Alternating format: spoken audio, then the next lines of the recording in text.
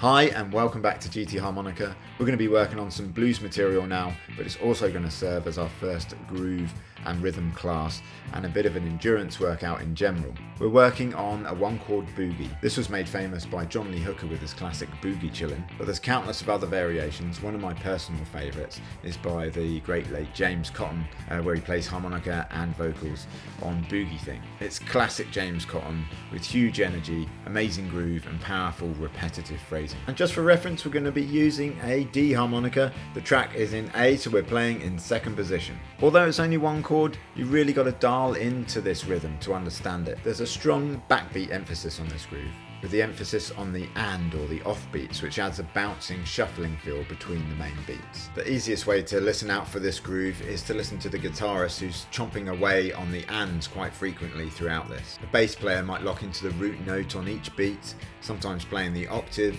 or a fifth on the ands. The drummer's going to lock into that shuffle groove, sometimes hitting the hi-hat or snare on the ands to enhance the swing feel of the groove.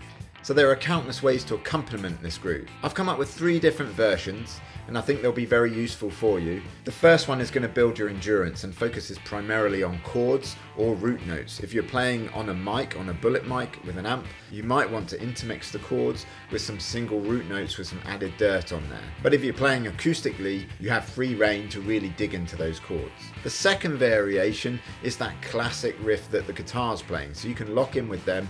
And this often happens when you're playing a one-chord groove that they want some kind of crescendo, and that will really drive this groove forward. The third variation is something that the bass player might play, and it gives us a bit of a break because we're heading up to that 6th blow, so you can intermingle all these different variations, but this one gives you a little bit of a break and an exhaling moment within this. Once we've done that, we're going to go into some fills. One of these is just a simple 4/5 shake inhaling with some dissonance added to it, learning how to go back into the groove from there. The next one is a 2/5 draw, which is a split which sounds really good in this groove because you're using the root and the flat 7th, and obviously how to get back into the groove from that as well. We're going to also add in a triplet groove, which if you listen to James Cotton's Boogie Thing version, he adds this in as like a break from the groove briefly. And then we've got my interpretation of a James Cotton riff, which has that classic, powerful James Cotton repetitive groove to it, along with that signature sound where he really drives into the dirt within that. So without further ado, thanks for watching this video. So without further ado, check out the next video, which is going to be the first chordal approach to this groove.